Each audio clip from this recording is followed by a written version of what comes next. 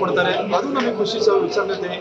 ಹಾಗೆ ಬೆಟ್ಟದಲ್ಲಿರುವಂತಹ ದೇವಿಕೆರೆ ಅಭಿವೃದ್ಧಿಗೆ ದುಡ್ಡನ್ನು ತಂದು ಕೂಡ ಅಭಿವೃದ್ಧಿ ಮಾಡ್ಲಿಕ್ಕೆ ಆಗ್ಲಿಲ್ಲ. ಯಾಕಂದ್ರೆ ಅದು ನಮ್ದು ಅಂತೇಳಿ ಅಲ್ಲಿ ಅರಮನೆ ಕೇಳ್ತಾ ಇದೆ. ಹಾಗಾಗಿ ಅಲ್ಲೂ ಕೂಡ ದೇವಿಕೆರೆಯನ್ನು ಅಭಿವೃದ್ಧಿ ಮಾಡ್ಲಿಕ್ಕೆ ನಮಗೆ ಅನುಕೂಲ ಆಗುತ್ತೆ. ಅಡ್ಮಿನಿಸ್ಟ್ರೇಟಿವ್ ಟ್ರೈನಿಂಗ್ ಇನ್ಸ್ಟಿಟ್ಯೂಟ್ ಇರ್ಬೋದು, ಲಲಿತ್ ಮಹಲ್ ಪ್ಯಾಲೇಸ್ ಇರ್ಬೋದು, ಹಾಗೆ ಹೆಲಿಪ್ಯಾಡ್ ಇರ್ಬೋದು, ಇವೆಲ್ಲವೂ ಸರ್ಕಾರದಲ್ಲ ಇದು ನಮಗೆ ಸೇರಿತ್ತು ಅಂತ ಹೇಳ್ಬಿಟ್ಟು ಕೋರ್ಟ್ ಆದೇಶ ತಂದಿದ್ದಾರೆ. ಇವೆಲ್ಲ ಸರ್ಕಾರಕ್ಕೆ ಅಂದ್ರೆ ಅವರು ಪ್ರಜೆಗಳ ಪ್ರತಿನಿಧಿ ಆದ್ಮೇಲೆ ಪ್ರಜೆಗಳಿಗೆ ನೀಡಬೇಕಾಗುತ್ತಲ್ವಾ. ಹಾಗಾಗಿ ಇದೆಲ್ಲ ನಮ್ಮ ಮೈಸೂರಿಗೆ ಅನುಕೂಲಗಳಾಗುತ್ತೆ.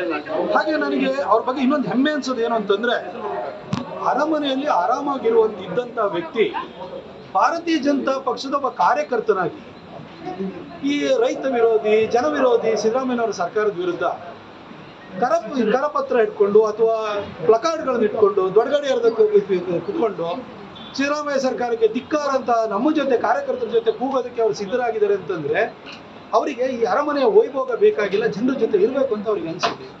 ಅದನ್ನ ನಾವು ಶ್ಲಾಘನೆ ಮಾಡಲೇಬೇಕಲ್ವಾ. ರಾಜ ಅಂತ ಹೇಳಿದ್ರೆ ಜನರ ಜೊತೆ ಇರಬೇಕು. ನಾವು ಬಾಹುಬಲಿ ಸಿನಿಮಾದಲ್ಲಿ ನೋಡಿದ್ದು, ಅರಮನೆಯಿಂದ ಹೊರಗಾಕಿದ ಮೇಲೆ ಬಾಹುಬಲಿ ಅಮರೇಂದ್ರ ಬಾಹುಬಲಿ ಜನರ ಜೊತೆ ಬಂದಿದ್ದ. ಆದರೆ ಇವರು ಸ್ವಇಚ್ಛೆಯಿಂದ ಬರ್ತಾ ಇದ್ದಾರೆ ಅಂತ ನಾವು ಖುಷಿ ಪಡಬೇಕು. ಅದು ಹಾಗೆ ನಾವು ನಮ್ಮಲ್ಲಿ ಪಕ್ಷದಲ್ಲಿ ಒಂದು ಪ್ರೋಟೋಕಾಲ್ ಇರ್ತವೆ.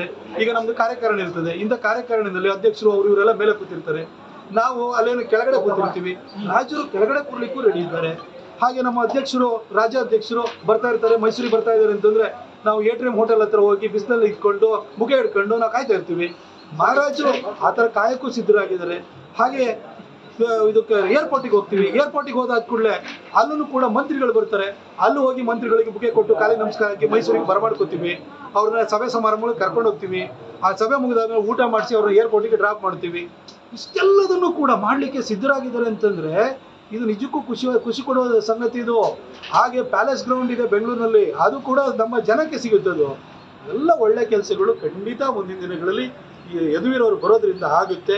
ಒಂದು ಒಳ್ಳೆಯ ಸಂದೇಶವನ್ನು ಅವರು ಸಮಾಜಕ್ಕೆ ಕೊಡ್ತಾರೆ, ನಮ್ಮ ಜೊತೆ ಪ್ರಜೆಗಳಾಗಿ ಬದುಕ್ತಾರೆ. ನಾವು ಅವ್ರ ಜೊತೆ ಖಂಡಿತ ಕೈ ಜೋಡಿಸಿ ಕೆಲಸವನ್ನು ಮಾಡ್ತೀವಿ.